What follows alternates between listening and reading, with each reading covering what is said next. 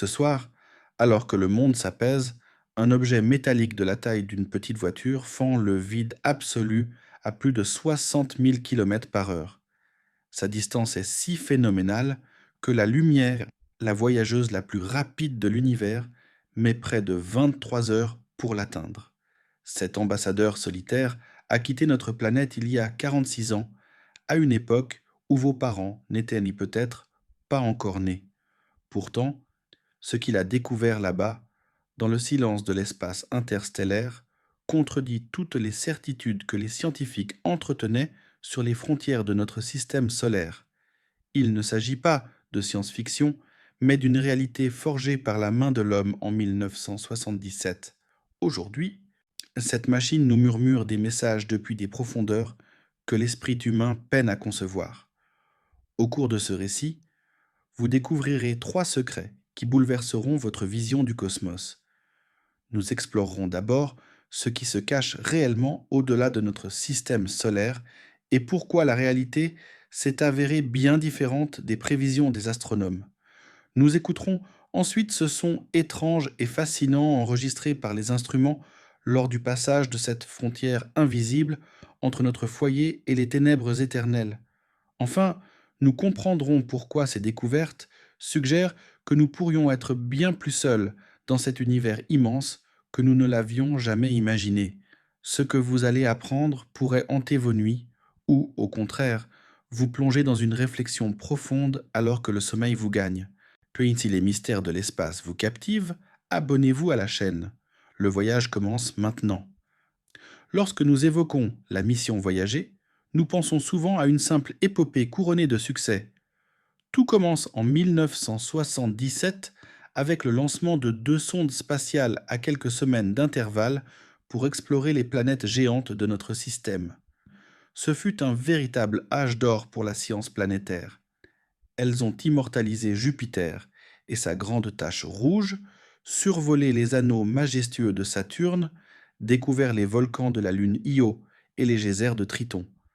Selon la version officielle, après avoir rempli leur mission principale, ces machines ont simplement poursuivi leur route, s'éloignant du Soleil jusqu'à franchir la limite de l'héliosphère pour entrer dans l'espace interstellaire.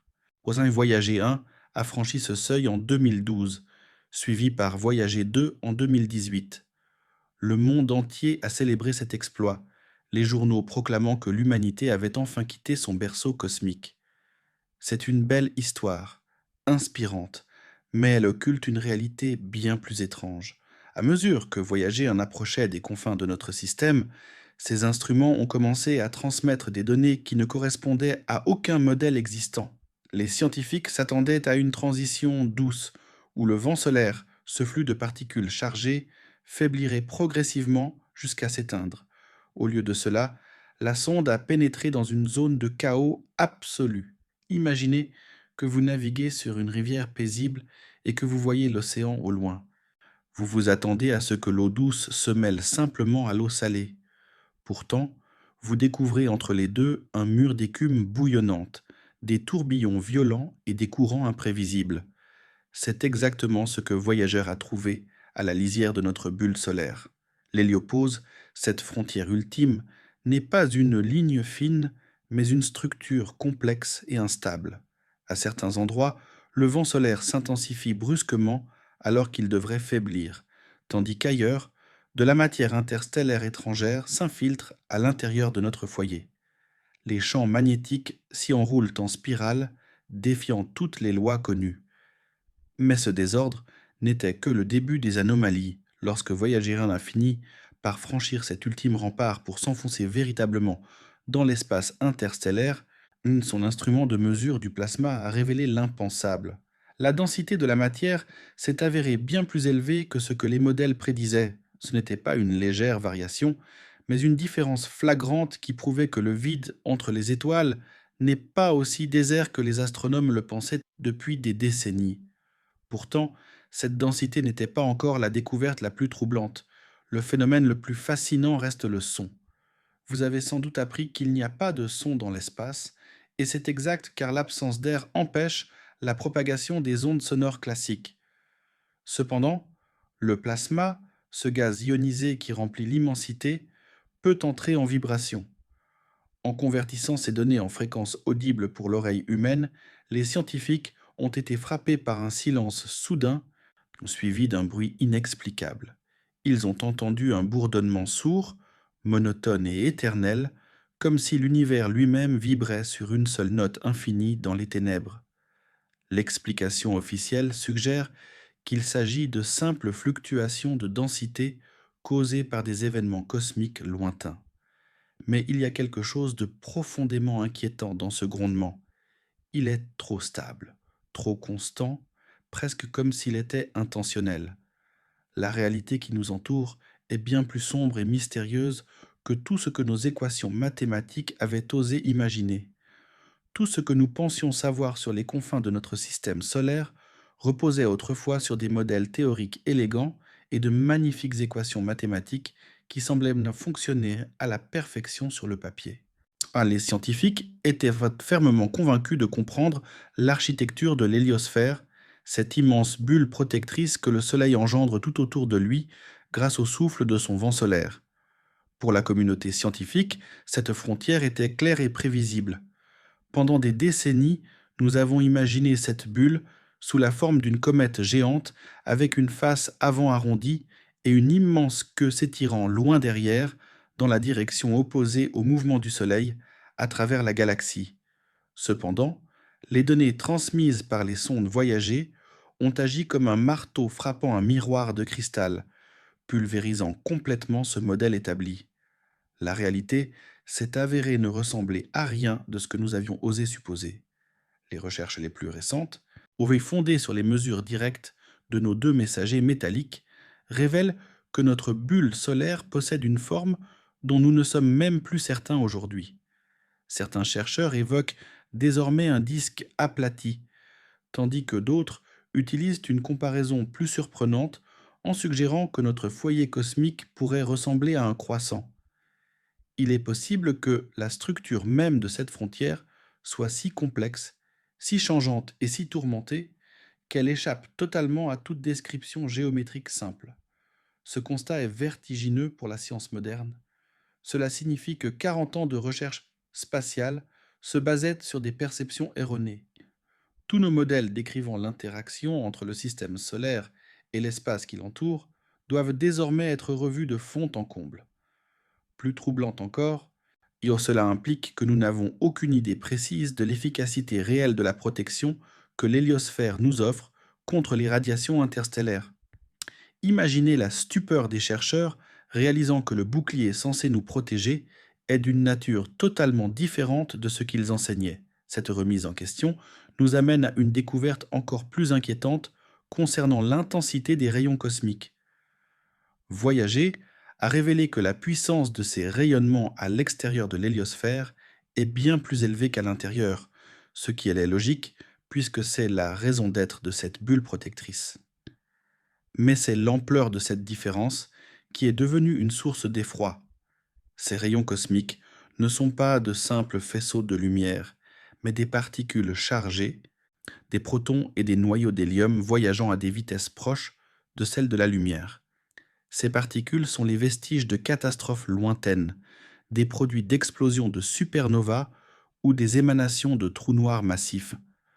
Lorsqu'une telle particule percute une cellule vivante, elle agit comme une minuscule balle de fusil capable de déchirer l'ADN et de provoquer des mutations mortelles.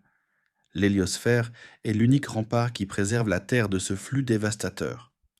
Voyager nous a montré à quel point cette protection est mince, instable et dépendante des caprices de l'activité solaire, qui varie selon des cycles de 11 ans. Il existe des périodes où le Soleil s'affaiblit, où son souffle diminue et où l'héliosphère se rétracte. Dans ces moments de vulnérabilité, une quantité plus importante de rayons cosmiques s'infiltre dans notre demeure solaire, bombarde notre atmosphère et atteint parfois la surface de notre planète. Nous vivons ainsi sous un bombardement constant, protégé par une membrane invisible dont nous commençons à peine à comprendre la fragilité grâce à Voyager. C'est une prise de conscience qui redéfinit notre sentiment de sécurité dans l'immensité du cosmos. Mais attendez, car l'histoire prend une tournure encore plus déconcertantes et mystérieuses. En 2020, Voyager 1 a enregistré un événement que les scientifiques ne parviennent toujours pas à expliquer de manière totalement satisfaisante. Il s'est produit une augmentation brutale et totalement inattendue de la densité électronique dans le milieu interstellaire.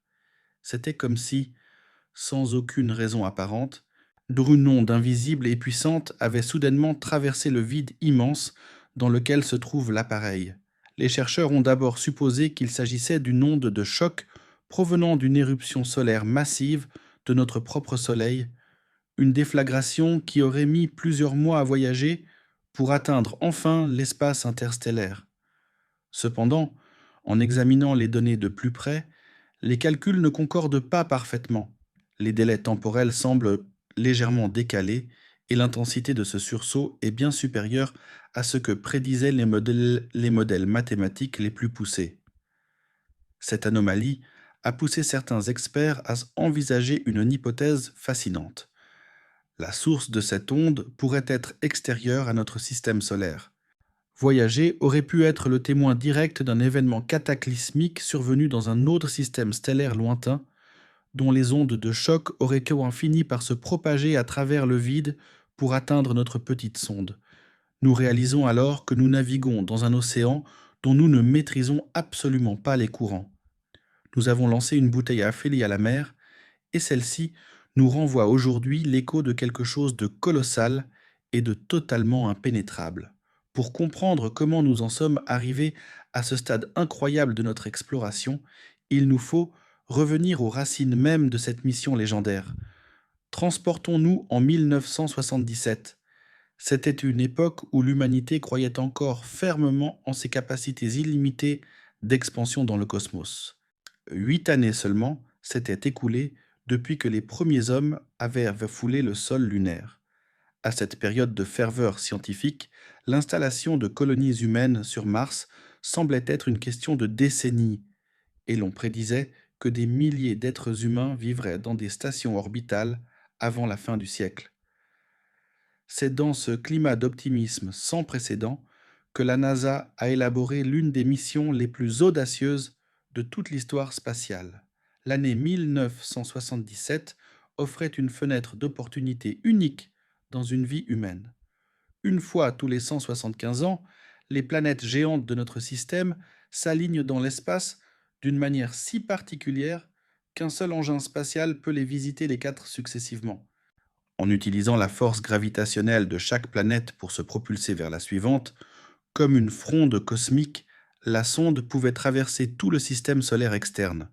C'était une occasion qu'il était impensable de laisser passer, car la prochaine chance de réaliser un tel périple ne se présentera qu'aux alentours de l'année 2150, une époque où aucun d'entre nous ne sera plus là pour en témoigner. 2 appareils furent ainsi construits pour ce voyage extraordinaire. Voyager 1 et Voyager 2.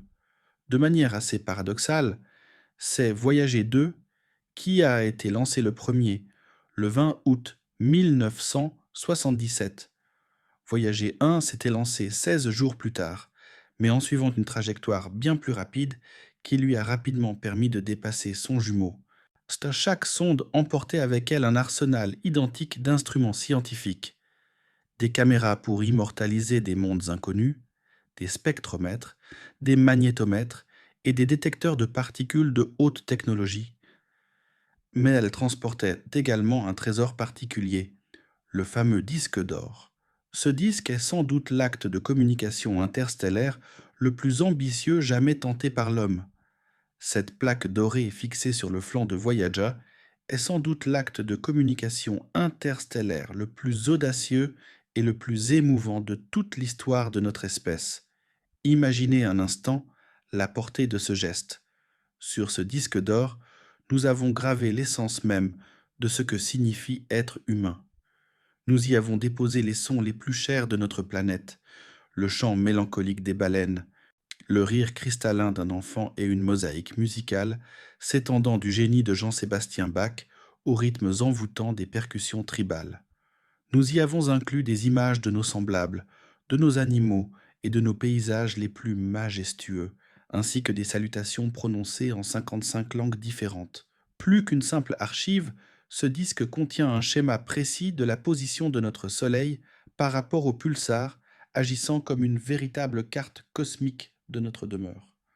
En envoyant cet objet, nous avons littéralement jeté une bouteille à la mer dans un océan dont les dimensions dépassent tout ce que l'esprit humain peut concevoir.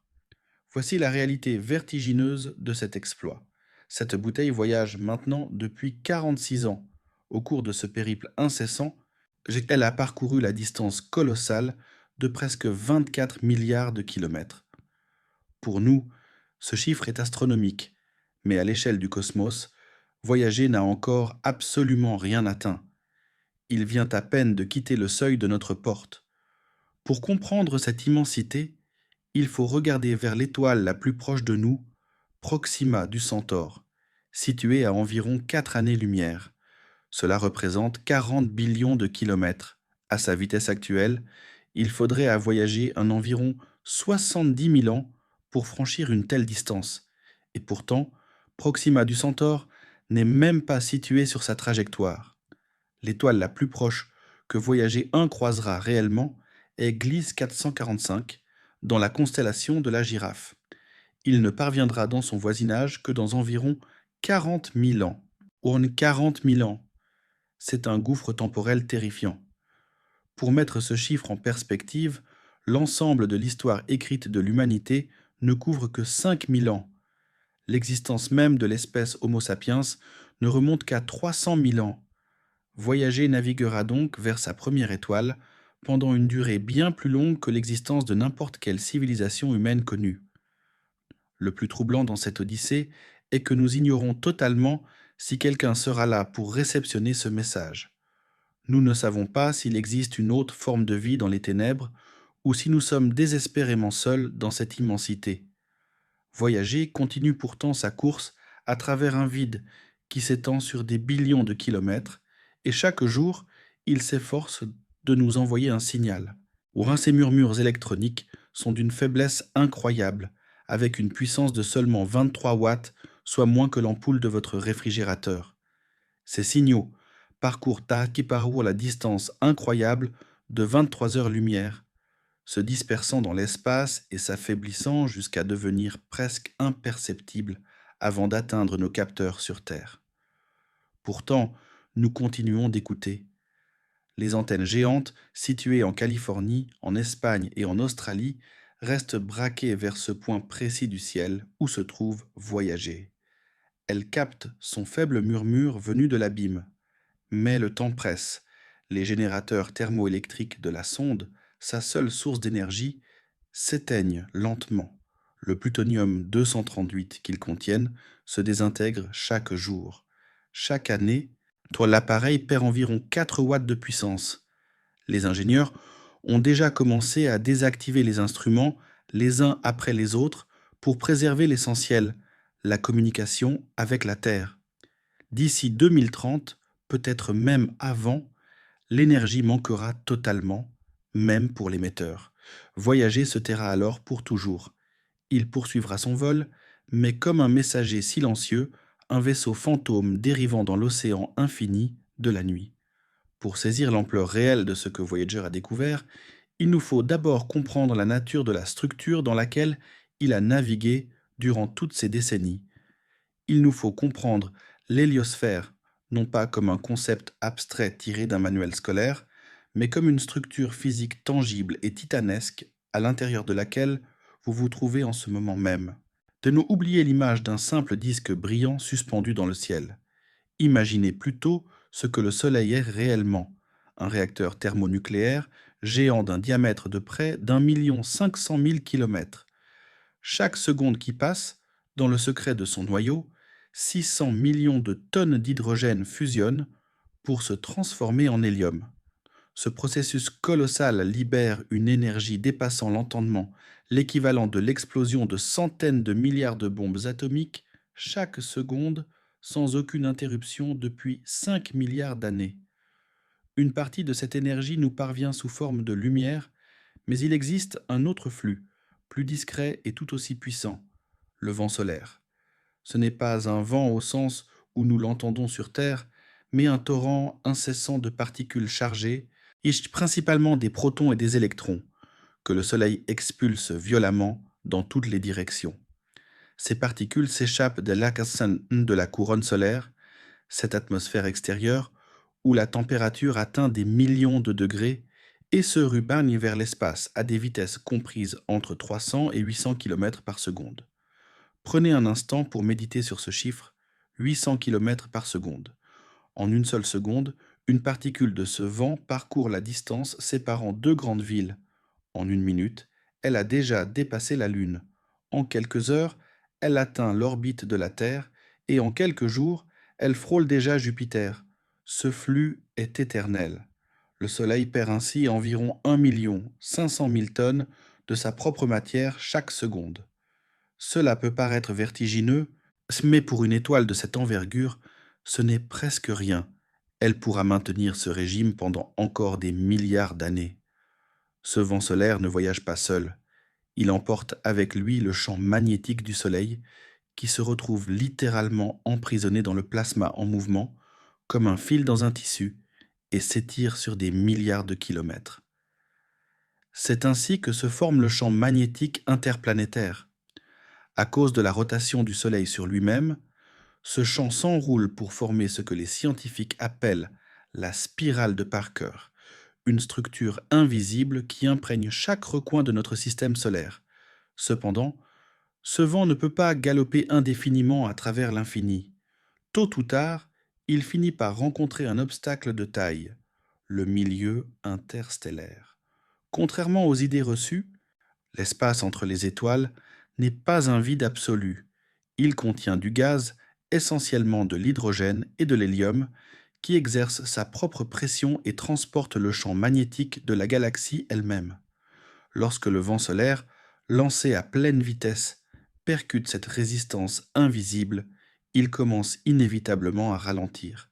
La toute première frontière que franchit le vent solaire lors de ce freinage brutal est appelée le choc de terminaison. C'est ici que le flux supersonique des particules devient soudainement subsonique. Imaginez un avion de chasse franchissant le mur du son, mais à l'envers. Le flux de particules s'écrase contre un mur invisible, s'échauffe brusquement et devient totalement turbulent. Voyager 1 a traversé cette frontière en décembre 2004 à une distance d'environ 14 milliards de kilomètres du Soleil. Voyager 2 l'a imité en août 2007 à 13 milliards de kilomètres. Cette simple différence de distance a stupéfié les chercheurs, prouvant que la frontière de notre monde n'est pas une sphère parfaite, mais une membrane asymétrique qui respire et palpite au rythme de l'activité de notre étoile.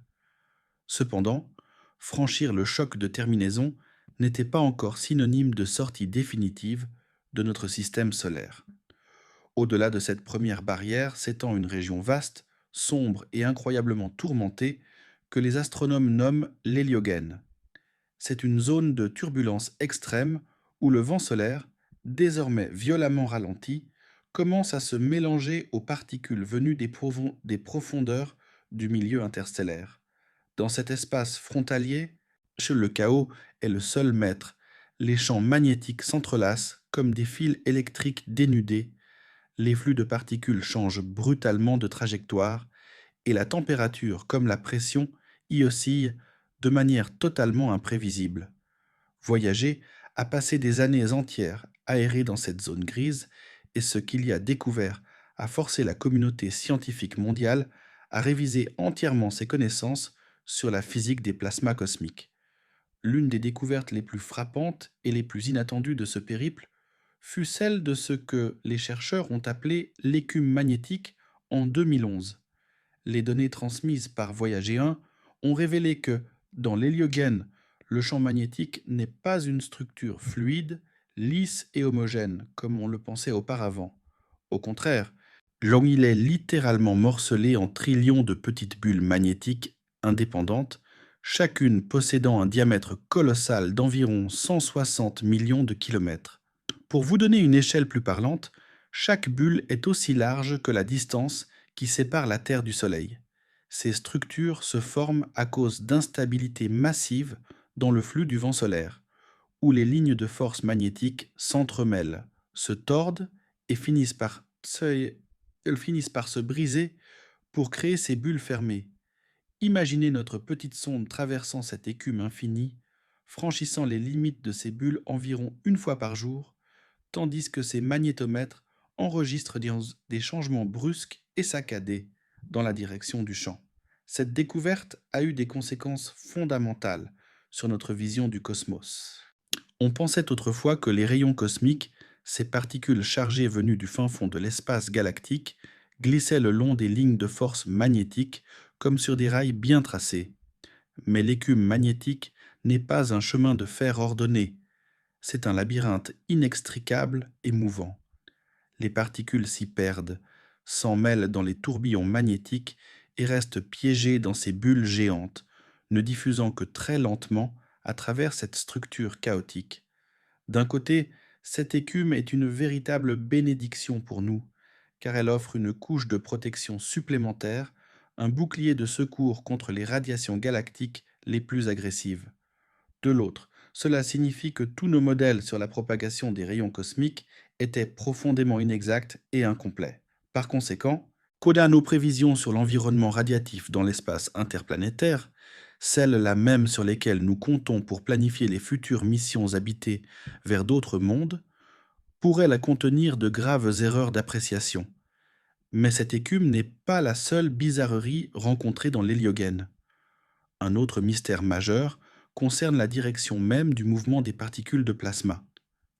À l'intérieur du système solaire classique, le vent solaire souffle de manière radiale, ce qui signifie qu'il s'éloigne directement du Soleil dans toutes les directions, tel un souffle continu émanant d'une source centrale.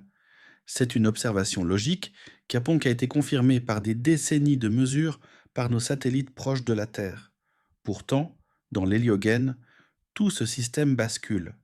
Le vent ralenti ne peut plus progresser vers l'avant car il se heurte à la résistance du milieu interstellaire. Il n'a tout simplement plus d'espace pour avancer. Il commence alors à s'écouler sur les côtés, vers les flangiers de l'héliosphère, comme de l'eau frappant un mur et s'éparpillant latéralement. Voyager 2 a capté ce phénomène étrange avec une précision remarquable. La vitesse radiale du plasma est tombée presque à zéro. Les particules ne s'éloignaient plus de notre étoile. Elles se déplaçaient désormais de manière transversale, dérivant le long des parois de notre bulle protectrice. Cet effet, bien que prédit par certaines théories, a surpris tout le monde par son ampleur démesurée et son caractère quasi définitif. Nous arrivions au bout de notre monde. Au-delà des trajectoires surprenantes des particules, qui a voyagé s'est heurté à un autre mystère qui défie encore aujourd'hui l'entendement des physiciens, l'anomalie de la température. Selon toutes les lois de la thermodynamique spatiale, lorsque le vent solaire traverse le choc de terminaison et pénètre dans l'héliogène, il devrait subir un réchauffement colossal. L'énergie cinétique de son mouvement ultra rapide est censée se transformer en une énergie thermique chaotique. Les modèles mathématiques les plus précis prédisaient que la température du plasma devait alors bondir pour atteindre des millions de degrés. Pourtant, la réalité captée par Voyager a raconté une toute autre histoire. La température mesurée s'est avérée bien plus basse que prévu, ne s'élevant qu'à quelques centaines de milliers de degrés. Une question brûlante a alors hanté les laboratoires de la NASA. Où est passée cette énergie manquante? Les scientifiques débattent encore de plusieurs hypothèses. Certains pensent que l'énergie a été transférée à une population de particules accélérées à des vitesses extrêmes, les rayons cosmiques anomaux. D'autres suggèrent qu'elle s'est dissipée sous forme d'ondes de plasma invisibles ou que nos modèles actuels sur les ondes de choc cosmique sont tout simplement incomplets. Cette divergence entre la théorie et la pratique prouve à quel point la réalité de l'espace profond est bien plus nuancée que nos calculs sur papier. Pour percevoir ces nuances invisibles, nous dépendons entièrement des yeux et des oreilles de nos deux messagers. Chaque sonde emportait initialement 11 instruments scientifiques, de véritables fenêtres sur l'invisible. Bien que beaucoup aient été désactivés pour économiser l'énergie déclinante, ils ont chacun joué un rôle crucial dans notre compréhension de l'univers. Le spectromètre à plasma a été le témoin direct de la chute spectaculaire de la vitesse du vent solaire et a confirmé le franchissement définitif de l'héliopause. Le magnétomètre, quant à lui, est une merveille d'ingénierie. Pour éviter que les propres champs magnétiques de la sonde ne faussent moins les mesures, il a été placé au bout d'une perche de 13 mètres de long. C'est grâce à lui que nous avons pu cartographier l'écume magnétique et observer les changements brutaux de direction du champ à la frontière de notre système. D'autres gardiens veillent sur Voyager, comme les détecteurs de particules de haute et basse énergie. Ils enregistrent les rayons cosmiques, depuis les particules lentes jusqu'aux noyaux ultra-relativistes, voyageant presque à la vitesse de la lumière. Ils nous ont montré comment l'intensité des radiations galactiques augmente à mesure que nous nous éloignons de la protection de notre Soleil. Mais l'instrument le plus poétique reste sans doute celui qui mesure les ondes de plasma. C'est lui qui nous permet d'écouter le cosmos. Il a capturé ce bourdonnement sourd du milieu interstellaire, ce murmure des étoiles que les chercheurs ont transformé en un son audible par l'oreille humaine. Enfin, le spectromètre ultraviolet a révélé l'existence de la muraille d'hydrogène, une zone où le gaz interstellaire s'accumule et s'échauffe devant notre héliosphère, telle l'écume devant l'étrave d'un navire. Ce qui confine au prodige, je sais que tous ces instruments ont été conçus il y a plus de 50 ans. Ils ont été bâtis à une époque où l'informatique domestique n'existait pas encore. La puissance de calcul de l'ordinateur de bord de Voyager n'est que de 69 kilooctets. À titre de comparaison, c'est moins que la mémoire d'une calculatrice basique aujourd'hui, et infiniment moins que l'espace occupé par une seule photographie sur votre téléphone portable. Et pourtant, cet appareil antique continue de produire des découvertes qui devancent nos théories les plus modernes. Il nous rappelle que la grandeur d'une mission ne réside pas dans la puissance de ses processeurs, mais dans la persévérance de sa quête de vérité. Nous arrivons maintenant au cœur de notre épopée, au moment où la science a basculé dans l'inconnu le plus total. Le 25 août 2012, un événement sans précédent dans l'histoire de notre espèce s'est produit. Pour la toute première fois, un objet fabriqué par la main de l'homme a franchi l'héliopause, la frontière ultime de l'héliosphère, pour s'aventurer dans l'espace interstellaire. Voyager 1 venait de quitter l'influence directe de notre étoile pour devenir un véritable explorateur des galaxies.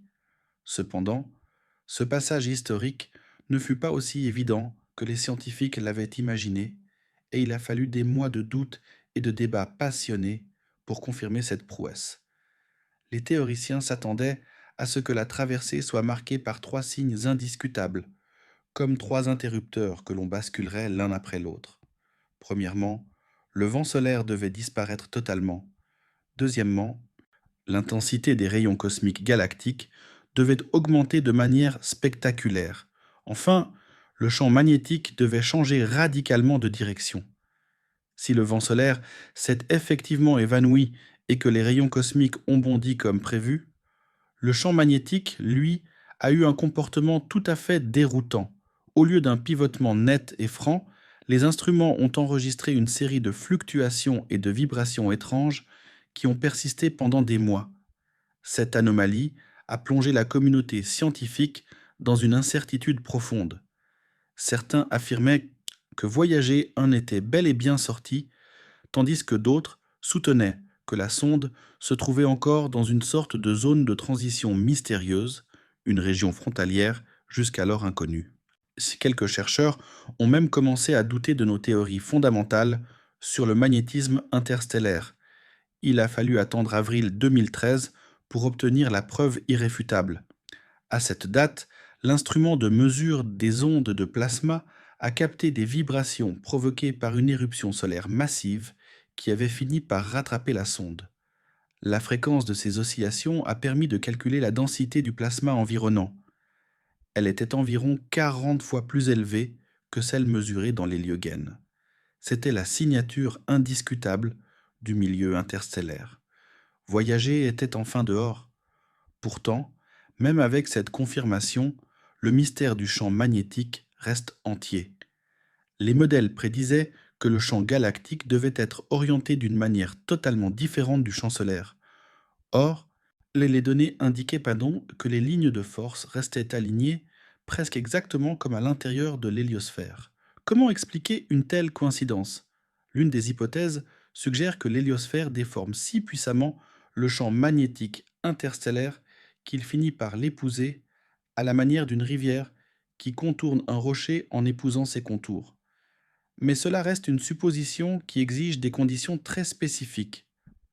D'autres voix plus prudentes se demandent si nous comprenons réellement où se trouve Voyager 1. Il est possible que la sonde ait franchi l'héliopause sans pour autant s'être totalement extraite de l'influence résiduelle du Soleil. Il existerait peut-être une autre frontière, encore plus lointaine, que nous n'avons pas encore atteinte. Mais certains scientifiques évoquent par l'existence d'une muraille d'hydrogène, une zone où le gaz interstellaire s'accumule et s'échauffe devant l'héliosphère, créant un tampon thermique et physique sur des milliards de kilomètres. La vérité est que nous avançons à tâtons.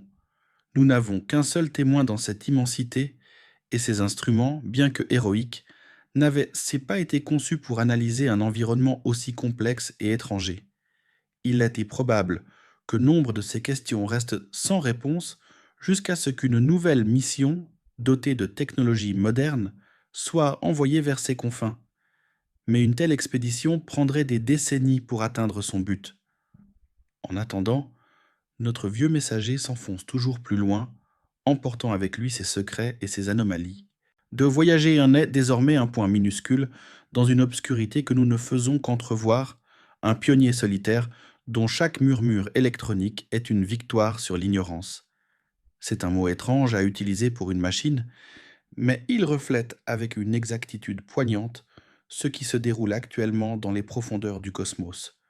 Voyager est en train de mourir. Ce messager qui a bravé l'inconnu pendant des décennies arrive au bout de ses forces physiques. Le plutonium, 238 contenu dans ses générateurs thermoélectriques, sa seule et unique source de vie, se désintègre inévitablement suivant une période de demi-vie de 87,7 ans. Chaque année qui passe, l'appareil perd environ 4 watts de puissance, une hémorragie d'énergie lente mais fatale. Pour tenter de prolonger ce souffle agonisant, les scientifiques ont dû prendre des décisions déchirantes. Ils ont commencé à éteindre les instruments scientifiques les uns après les autres, sacrifiant la curiosité au profit de la survie. Même les chauffages, ces remparts essentiels qui protègent les circuits électroniques du froid glacial de l'espace, ne fonctionnent plus pour certains d'entre eux. La machine frissonne dans le vide, luttant contre un gel qui finira par tout figer.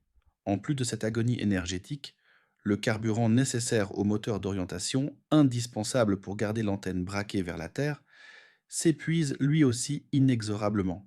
En 2022, une crise majeure a frappé la mission, illustrant la fragilité de ce lien ténu. Pour le système de télémesure de Voyager 1 a pour soudainement commencé à transmettre des données dénuées de tout sens. Alors que l'antenne semblait parfaitement orientée vers notre planète, l'ordinateur de bord affirmait avec insistance qu'elle pointait dans une direction totalement opposée. Pendant plusieurs mois, l'inquiétude a régné dans les couloirs de la NASA, tandis que les équipes cherchaient désespérément une explication à ce comportement erratique. C'est alors qu'un événement extraordinaire s'est produit, témoignant de l'héroïsme humain derrière la technologie. Des ingénieurs, dont beaucoup étaient à la retraite depuis de nombreuses années, sont revenus au chevet de leur création. Ils ont plongé à nouveau dans des lignes de code écrites il y a un demi-siècle, un langage informatique presque oublié des nouvelles générations. Et ces vétérans ont fini par identifier la faille. L'un des ordinateurs vieillissants de la sonde était tombé en panne et le système envoyait ses données par un module défaillant. Grâce à leur expertise, ils ont trouvé un moyen de contourner le problème et ont sauvé la mission une fois de plus. Pourtant, malgré ces miracles d'ingéniosité, tout le monde sait que ce n'est qu'un sursis. Chaque année apporte son lot de nouvelles pannes et réduit la marge de manœuvre des techniciens. D'ici 2025, il est probable qu'il ne reste assez d'énergie que pour alimenter un ou deux instruments tout au plus. Vers 2030, le silence sera définitif lorsque l'énergie ne suffira même plus à faire fonctionner l'émetteur radio. À cet instant précis, Voyager se taira. Il continuera son voyage fantastique à travers l'espace interstellaire, mais il le fera comme un vaisseau fantôme, un messager muet dérivant éternellement dans l'océan de ténèbres. Nous ne saurons jamais ce qu'il verra ensuite, ni quels secrets il pourrait encore croiser sur sa route infinie. Il est essentiel de s'arrêter un instant pour réaliser la portée de ce que nous vivons actuellement. En cette seconde même, nous sommes reliés par un fil invisible d'ondes radio à l'objet le plus éloigné de la Terre, jamais créé par l'homme. Ce lien ténu est sur le point de se rompre, mais les données que Voyager continue de nous transmettre, avant de s'éteindre, soulèvent des questions auxquelles la science n'a pas encore de réponse définitive. Or, ces mystères pointent vers une réalité si étrange et si contradictoire avec nos attentes que les chercheurs débattent encore passionnément de leur interprétation. L'un des questionnements les plus fascinants concerne la densité du milieu interstellaire, qui s'est révélée bien plus élevée que ce que prédisaient tous nos modèles théoriques. Pourquoi ce vide entre les étoiles est-il plus peuplé que prévu? D'où proviennent ces étranges oscillations captées par l'instrument des ondes de plasma? Et pourquoi le champ magnétique refuse-t-il de se comporter comme nous l'avions imaginé? En envoyant ce messager dans l'inconnu, nous avons récolté bien plus d'énigmes que de certitudes. Donc c'est pourtant là le plus beau succès de la science. Ce sont les questions sans réponse qui font progresser notre connaissance et nous poussent à concevoir de nouvelles théories. Voyager nous a enseigné que la frontière de notre système solaire n'est pas une simple ligne tracée sur une carte cosmique, mais une structure vivante, dynamique et complexe. Elle respire au rythme de l'activité solaire et ondule sous la pression du vent interstellaire. Ce bouclier nous protège des radiations mortelles de la galaxie, mais derrière cette membrane protectrice s'étend un océan que nous commençons à peine à explorer. Le milieu interstellaire est le conservateur de l'histoire de notre galaxie. Chaque atome qui s'y trouve est un témoin silencieux de la naissance et de la mort des étoiles, et des explosions de supernovas et des collisions titanesques d'astres lointains. Ce premier contact direct avec l'océan galactique nous a laissé un goût étrange, bien loin des prédictions mathématiques. Voyager nous enseigne l'humilité en nous rappelant que l'univers n'est pas tenu de se conformer à nos attentes. Pour illustrer cette complexité, penchons-nous sur un événement survenu le 5 novembre 2012. Environ 2 mois après avoir franchi l'héliopause, les détecteurs de Voyager 1 ont enregistré un sursaut inexplicable. L'intensité des rayons cosmiques de basse énergie a soudainement bondi de 10% en l'espace de quelques heures seulement avant de revenir à la normale tout aussi brusquement. Aucune source visible n'a pu expliquer ce phénomène. Aucune alerte préalable n'a été donnée. C'était comme si une onde invisible avait balayé l'espace autour de la sonde. Les scientifiques ont baptisé ce phénomène un sursaut de rayons cosmiques. L'explication initiale suggérait une onde de choc provoquée par une éruption solaire lointaine, mais les calculs temporels ne concordent pas parfaitement. Une autre hypothèse, bien plus intrigante, avance que Voyager aurait pu traverser une hétérogénéité locale dans le milieu interstellaire, une sorte de poche de matière plus dense laissée là par un événement cataclysmique ancien. Pour comprendre d'où pourrait venir une telle perturbation, il faut lever les yeux vers le voyage global de notre système solaire. Nous ne sommes pas immobiles, notre Soleil et ses planètes foncent à travers la galaxie à une vitesse de 220 km par seconde. Dans cette course effrénée, que nous traversons différentes régions de l'espace, chacune ayant sa propre densité et sa propre température. Actuellement, nous nous trouvons à l'intérieur du nuage interstellaire local, une structure de gaz et de poussière d'environ 30 années-lumière de diamètre. Le Soleil y est entré il y a environ 100 000 ans et n'en ressortira que dans 10 000 ou 26 000 ans. Voyager est notre éclaireur, le premier à toucher du doigt la réalité physique de ce nuage qui nous entoure et qui définit notre climat cosmique. Le nuage local dans lequel nous voguons n'est en réalité qu'un minuscule fragment d'une structure bien plus vaste et terrifiante. Notre système solaire se trouve actuellement sur le bord de ce que les astronomes appellent la bulle locale. Imaginez une cavité gigantesque sculptée dans le milieu interstellaire, un vide immense dont le diamètre atteint environ 300 années-lumière. À l'intérieur de cette bulle, la densité du gaz est 10 à 100 fois inférieure à celle que l'on trouve habituellement dans le reste de la galaxie. C'est un endroit presque désert, où la température atteint pourtant des chiffres vertigineux de l'ordre d'1 million de degrés. D'où vient une telle cicatrice dans le tissu de l'univers? La réponse est à la fois simple et effrayante. Ce sont des explosions de supernovas. Au cours des 10 à 20 derniers millions d'années, entre 15 et 20 étoiles massives ont épuisé leur vie dans le voisinage de notre Soleil.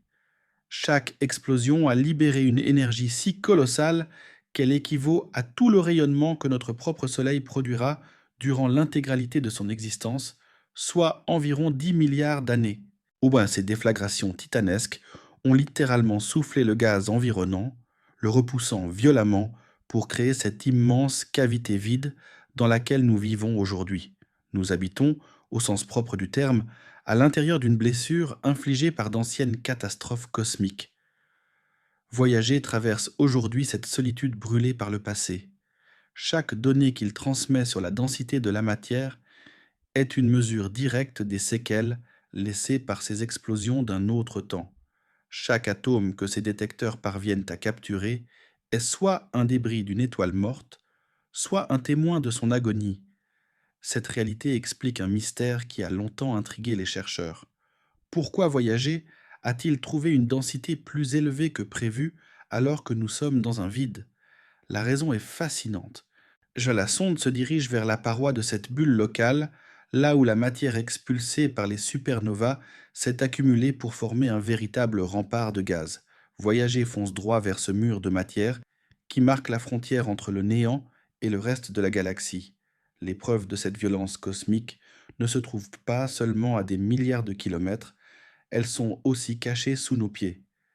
Il y a environ 2,5 millions d'années, à l'époque où nos ancêtres commençaient à peine à utiliser les premiers outils en pierre, l'intensité des rayons cosmiques sur Terre a soudainement explosé. Les traces de cet événement sont encore visibles aujourd'hui au fond de nos océans, sous la forme d'un isotope radioactif appelé le fer 60.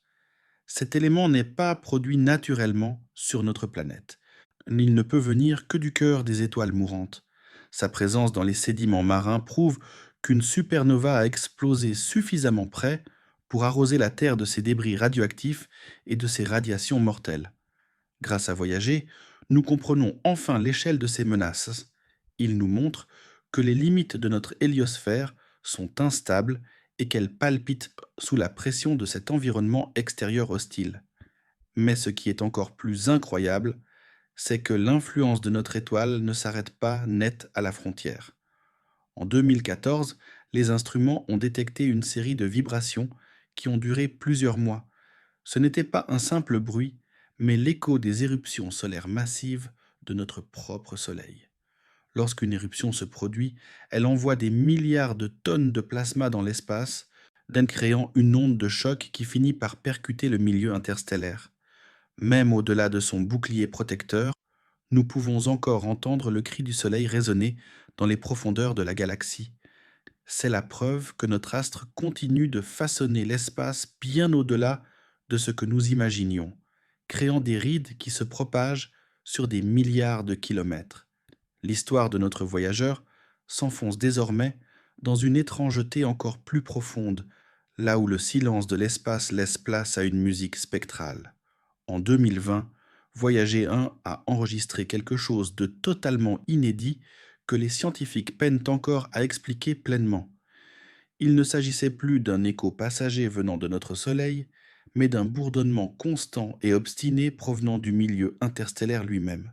Ce signal, une oscillation du plasma environnant, a persisté pendant des mois, offrant une mesure de la densité de l'espace avec une stabilité déconcertante.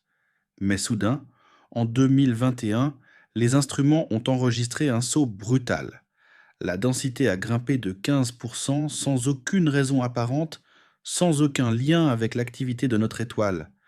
Qu'était-ce donc?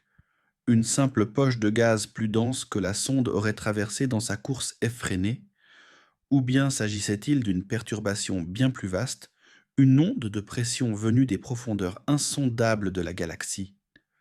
Le cosmos n'est pas une toile figée, c'est un océan agité de courants, de vagues et de tempêtes invisibles. Voyager est notre premier capteur direct de ces marées galactiques, et ce qu'il découvre nous montre un univers bien plus dynamique et imprévisible que nous ne l'avions imaginé. Mais au-delà de ces sons mystérieux, voyager nous révèle la violence pure qui s'exerce dans ces ténèbres. Les rayons cosmiques que l'appareil enregistre ne sont pas des faisceaux de lumière abstraits, ce sont de véritables projectiles. Chaque proton du rayonnement galactique porte une énergie qui, à l'échelle des atomes et des molécules, est absolument colossale.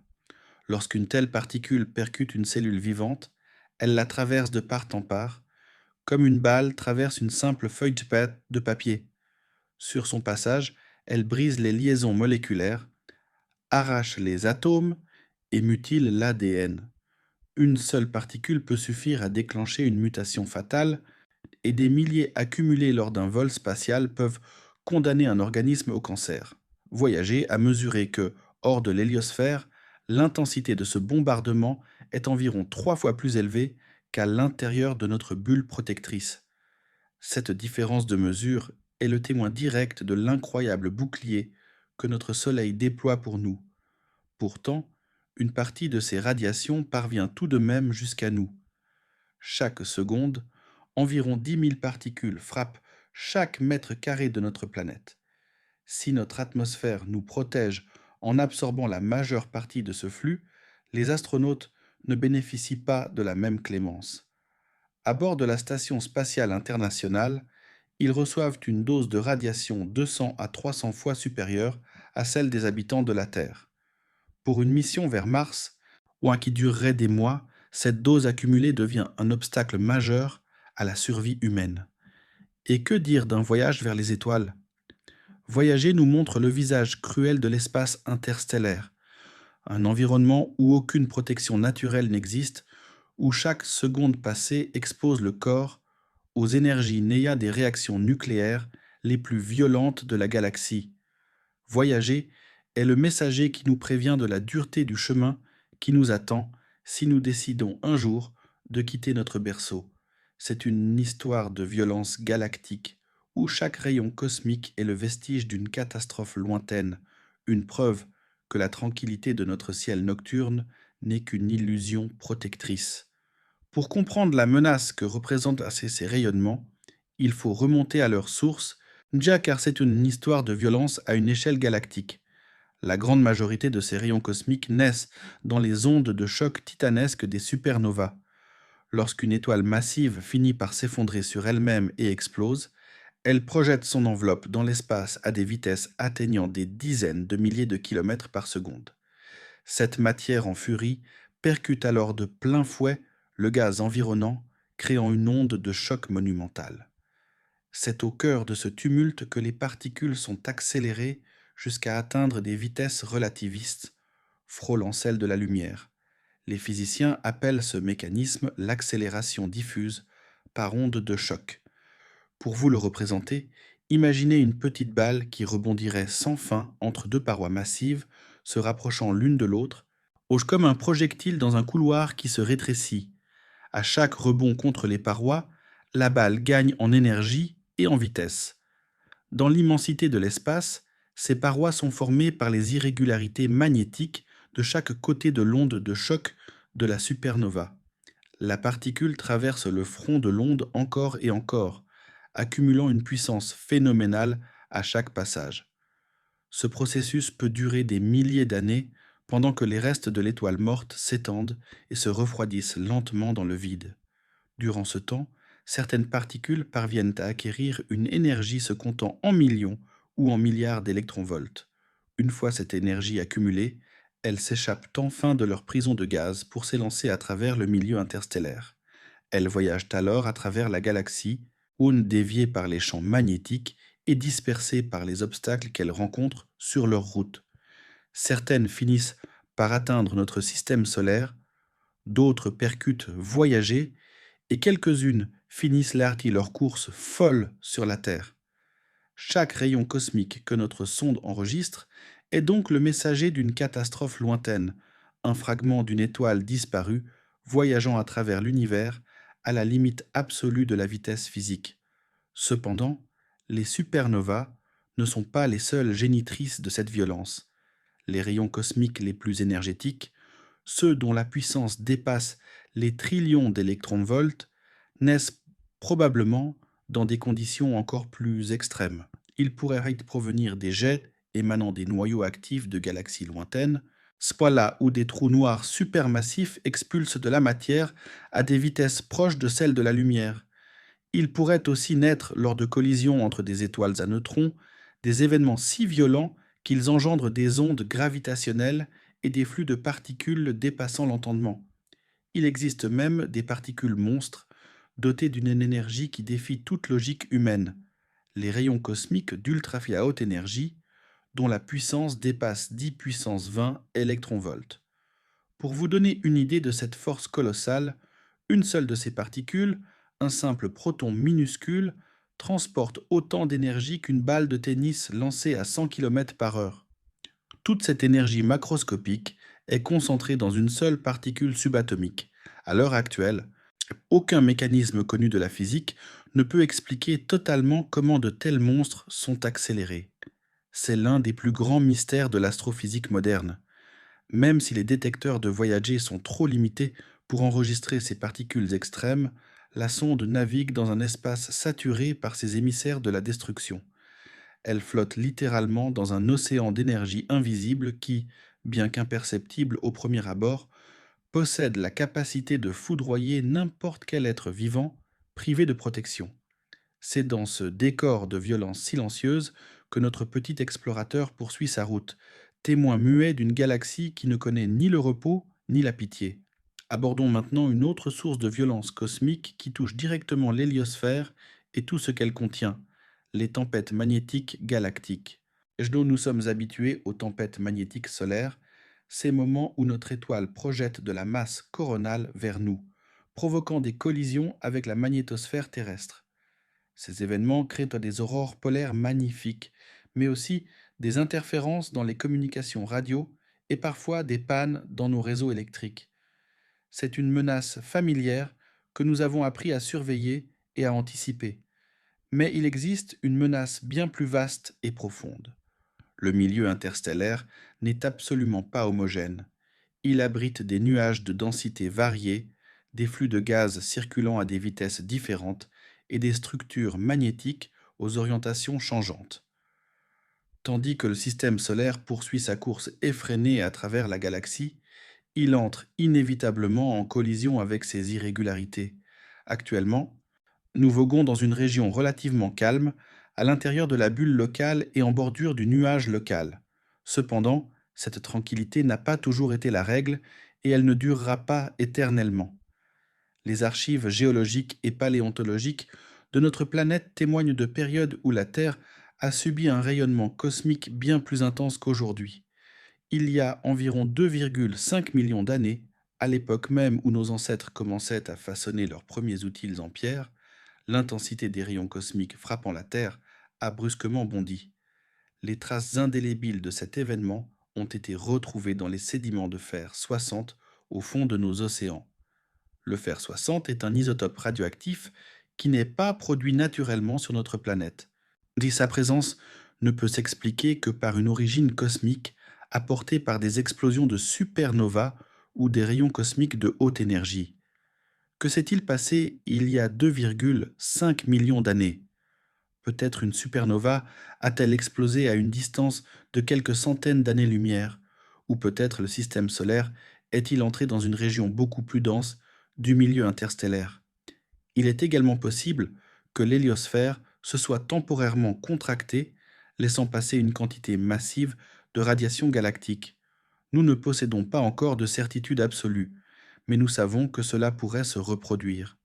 Voyager nous offre aujourd'hui les toutes premières mesures directes de ce qui se cache au-delà de notre bouclier protecteur. Il nous révèle quel environnement nous devrons affronter lorsque les conditions spatiales changeront. La sonde agit comme un éclaireur envoyé sur la ligne de front. Ces données prouvent que la frontière de notre monde est instable. L'héliosphère respire littéralement au rythme des cycles de l'activité solaire.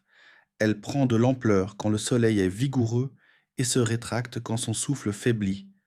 Durant les périodes de minimum solaire, comme celle que nous avons connue entre 2019 et 2020, cette frontière se déplace vers l'intérieur sur des centaines de millions de kilomètres. Cela signifie que la quantité de rayons cosmiques atteignant les régions internes de notre système solaire fluctue sans cesse. Lors des phases d'activité minimale du Soleil, la Terre reçoit une dose plus élevée de radiation galactique. Si cette augmentation n'est pas catastrophique grâce à notre atmosphère, elle suffit néanmoins à influencer la chimie des couches supérieures de l'air et peut-être même notre climat. Certains chercheurs suggèrent un lien entre l'activité solaire, les rayons cosmiques et la formation des nuages dans le ciel terrestre. Bien que cette théorie reste débattue, si elle s'avère exacte, cela signifierait que les pulsations de l'héliosphère que Voyager surveille ont un impact direct sur la météo de notre propre monde. Nous avons pris l'habitude de considérer l'espace comme une entité lointaine et déconnectée de notre quotidien. Voyager nous rappelle avec force que nous vivons à l'intérieur d'une étoile, dans sa sphère d'influence et sous son champ protecteur. Tout ce qui perturbe cette frontière finit, d'une manière ou d'une autre, par nous affecter ici-bas. Il est maintenant temps de quitter la chaleur relative de notre foyer pour affronter les aspects les plus extrêmes de ce qui se dissimule dans l'obscurité interstellaire. Car voyager ne survole pas simplement un vide paisible, il progresse sur un véritable champ de bataille où des forces à l'échelle galactique se livrent des combats qui durent des millions d'années. Ce que notre petite sonde a découvert de plus terrifiant au cours de ses 46 années de vol, ce ne sont ni des anomalies magnétiques, ni des défaillances techniques. C'est le silence. Un silence absolu, infini, pesant. Le silence d'un cimetière cosmique où des civilisations entières ont pu être effacées par la fureur des étoiles. Imaginez une étoile qui rend l'âme à seulement 50 années-lumière de la Terre. Dans l'immensité de l'univers, cette distance est dérisoire. Dans un rayon de 50 années-lumière, on dénombre environ 1500 systèmes stellaires. Lorsqu'une telle étoile, massive et instable, épuise son carburant thermonucléaire, elle s'effondre sur elle-même. En une fraction de seconde, son noyau se comprime pour atteindre la taille d'une simple ville, créant une densité supérieure à celle d'un noyau atomique. Cet effondrement libère une énergie monstrueuse, équivalente à tout ce que notre Soleil aura rayonné durant ses 10 milliards d'années d'existence. Si la majeure partie de cette énergie s'échappe sous forme de neutrinos, environ 1% se transforme en une lumière aveuglante et en ondes de choc dévastatrices. La supernova devient alors plus brillante que la galaxie tout entière. 50 ans après l'explosion, la lumière atteint la Terre, suivie immédiatement par les rayonnements ultraviolets et les rayons X. Ces radiations commencent alors à démanteler méthodiquement notre couche d'ozone. En quelques mois, la teneur en ozone de la stratosphère chute de plusieurs dizaines de pourcents, laissant passer les ultraviolets mortels du Soleil. Les plantes sont brûlées sur pied et le phytoplancton, premier maillon de la vie océanique, périt en masse. Mais il existe une menace encore plus fulgurante, les sursauts gamma. Ces explosions, les plus puissantes de l'univers, se produisent lors de l'effondrement d'une étoile en trou noir ou lors de la collision de deux étoiles à neutrons. En quelques secondes, Spyle libère autant d'énergie que le Soleil durant toute sa vie. Si un tel faisceau de radiation frappait la Terre, même à une distance de 6000 années-lumière, il détruirait la moitié de notre couche d'ozone, non pas en quelques mois, mais en quelques secondes seulement. La planète perdrait son bouclier presque instantanément. Certains chercheurs pensent que ce scénario cauchemardesque s'est déjà produit il y a environ 445 millions d'années, lors de l'extinction massive de la fin de l'Ordovicien. À cette époque, 85% des espèces marines ont disparu.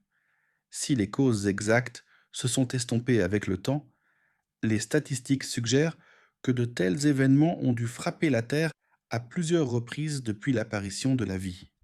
Voyager navigue aujourd'hui à travers un espace qui porte les stigmates de ces catastrophes. Il est le témoin solitaire d'une roulette russe cosmique où nous ne sommes que le minuscule bille roulant sur la roue du destin. Cette réalité nous rappelle que la paix apparente de notre ciel nocturne est une chance fragile dans une galaxie capable de stériliser des mondes sans le moindre avertissement. Parlons maintenant des menaces concrètes de ces étoiles que nous connaissons par leur nom et qui pourraient exploser dans un avenir prévisible à l'échelle cosmique. Bételgeuse, la supergéante rouge trônant dans la constellation d'Orion, en est le parfait exemple. Située à environ 700 années-lumière de la Terre, elle affiche des dimensions qui dépassent l'entendement avec un diamètre de presque 1 milliard 500 millions de kilomètres. Si nous placions cette étoile au centre de notre système à la place du Soleil, sa surface engloutirait les orbites de Mercure, de Vénus, de la Terre et de Mars pour atteindre la ceinture d'astéroïdes. Bételgeuse est en train de mourir. Elle a déjà épuisé tout l'hydrogène contenu dans son noyau et brûle désormais son hélium. Une fois ce carburant consommé, elle passera à la fusion d'éléments plus lourds comme le carbone, l'oxygène et le silicium, un processus final qui ne prendra que quelques milliers d'années. Ensuite, son noyau s'effondrera inévitablement et l'étoile explosera en supernova. Personne ne peut prédire avec précision si cela arrivera demain ou dans 100 000 ans, car l'astronomie ne permet pas une telle exactitude millénaire. En 2019, l'étoile a soudainement perdu presque la moitié de sa luminosité habituelle. Les astronomes du monde entier ont alors braqué leurs instruments vers Orion, se demandant si l'agonie finale avait commencé. Ce n'était finalement qu'un immense nuage de poussière éjecté par l'astre qui masquait sa lumière. Mais cet épisode nous a rappelé la fragilité de ces colosses. Lorsqu'elle explosera enfin, Bételgeuse deviendra plus brillante que la pleine lune et restera visible en plein jour durant plusieurs semaines. À 700 années-lumière, l'explosion ne menacera pas directement notre existence, même si la dose de rayons cosmiques augmentera et que notre couche d'ozone en souffrira. Il existe d'autres dangers, c'est comme le système Ick-Pégasi à 150 années-lumière, où une naine blanche aspire la matière de son étoile compagne et finira par exploser en supernova de type 1A dans quelques millions d'années. Mais l'aspect le plus effrayant reste ce que nous ne voyons pas, les étoiles cachées par la poussière ou les sursauts gamma imprévisibles. Voyager vole au milieu de ces menaces invisibles, captant les traces de catastrophes passées sans pouvoir nous alerter de celles qui approchent. Cela nous amène à la question la plus vertigineuse posée par cette mission. Pourquoi l'univers est-il si silencieux? Après 46 ans de vol et 24 milliards de kilomètres parcourus, nos détecteurs n'ont capté aucun signe de vie intelligente, aucune émission radio d'une autre civilisation, aucune signature thermique de moteur extraterrestre, aucun vestige d'une technologie étrangère. C'est le paradoxe de Fermi. Si l'univers est si vaste et ancien, où sont les autres? Voyager est notre premier pas dans le vide interstellaire, et ce que nous y trouvons, c'est un néant accablant. Certains évoquent le concept du grand filtre, une barrière infranchissable qui empêcherait la vie d'atteindre le voyage interstellaire. Peut-être que les civilisations s'autodétruisent systématiquement avant d'atteindre les étoiles. Ou peut-être, comme le suggèrent les données de Voyager, que l'espace lui-même est le filtre. Dans une galaxie qui tue sans prévenir par ses radiations et ses explosions stellaires, il se pourrait que personne n'ait le temps de s'échapper avant que sa propre étoile ou une voisine ne transforme son monde en cimetière. Je pense que nous pourrions être les premiers à être allés aussi loin, ou les derniers survivants d'une longue liste d'échecs galactiques. Le silence de l'espace n'est pas une preuve, mais il résonne comme un avertissement solennel. Cette réflexion sur le silence et la solitude nous amène à considérer ce que voyager deviendra réellement dans les millénaires à venir. Au-delà de ces circuits défaillants et de ces batteries épuisées, la sonde emporte avec elle le disque d'or, une tentative désespérée et magnifique de dire à l'immensité que nous avons existé. que nous étions là et que nous brûlions d'un désir ardent de partager notre histoire. Mais plus le temps passe, plus il devient évident que ce message pourrait bien ne jamais trouver de destinataire. Le voyage de voyager vers l'inconnu est jalonné de rendez-vous manqués avec l'éternité. Dans environ 40 000 ans, Voyager 1 passera à une distance de 1,5 années-lumière de l'étoile Gliese 445. Pour nous, c'est l'approche la plus intime prévue avec un autre Soleil, mais dans la réalité brutale des échelles stellaires, 1,5 années-lumière représente environ 14 billions de kilomètres. C'est une distance si colossale que les chances qu'une intelligence repère ce minuscule grain de métal dérivant dans la nuit sont pratiquement nulles. Plus tard encore, dans 300 000 ans, l'appareil frôlera une autre étoile nommée TIC 3135 à une distance un peu plus courte, mais toujours trop vaste pour être remarquée. Le véritable destin de voyager se joue sur des échelles de temps qui dépassent l'imagination humaine. Pendant des millions d'années, il continuera son errance solitaire à travers la galaxie, orbitant autour de son centre au même rythme que les milliards d'autres étoiles. Il survivra à notre propre Soleil qui, dans 5 milliards d'années, se transformera en une géante rouge et finira par engloutir la Terre. Voyager survivra à l'humanité elle-même, quelle que soit la fin que le destin nous réserve. Il deviendra alors l'artefact le plus durable de notre civilisation, la preuve ultime et peut-être unique que notre espèce a un jour foulé le sol d'une petite planète bleue et rêvé de toucher les étoiles. Il y a quelque chose de tragique et de sublime dans cette image. Dans des milliards d'années, quand toutes les traces de nos villes, de nos livres et de nos guerres auront été réduites en poussière par le temps et les flammes solaires, voyager sera toujours là. Genre son électronique sera morte depuis longtemps et son disque d'or sera sans doute terni par le bombardement incessant des rayons cosmiques. Pourtant, sa structure faite d'aluminium, de titane et de plastique se conservera presque éternellement dans le froid et le vide parfait de l'espace interstellaire. Si, par un miracle improbable, une autre civilisation venait à découvrir ce vestige, dans des millions ou des milliards d'années, il comprendrait qu'une forme de vie intelligente s'est développée dans cette galaxie. Il saurait que cette vie a atteint un niveau technologique suffisant pour envoyer des messagers dans l'abîme et qu'elle a tenté de s'adresser à l'univers. Ils ne sauront jamais ce qui nous est arrivé, ni si nous avons péri dans une catastrophe, ou si nous avons simplement cessé d'exister par l'usure du temps. Ils ne trouveront qu'une bouteille avec un message, flottant dans un océan infini. Voyager n'est donc pas seulement un outil scientifique, c'est un miroir. En regardant les données qu'il nous transmet et en contemplant son avenir, nous contemplons notre propre place dans l'univers, notre fragilité et notre profonde unicité. Il nous rappelle que nous vivons sur un îlot de chaleur et de vie, un refuge précieux mais précaire, entouré d'un océan de radiation et de chaos. Voyager est notre première trace indélébile sur la toile de l'éternité, un pas que nous avons fait vers l'infini avant même de comprendre si nous étions prêts à le franchir. Si l'humanité souhaite un jour survivre à très long terme, nous serons inévitablement contraints de quitter notre berceau, de quitter la Terre et notre système solaire pour nous aventurer vers d'autres étoiles. Voyager est de notre tout premier pas sur ce chemin immense, un pas franchi peut-être sans que nous en comprenions encore toutes les conséquences.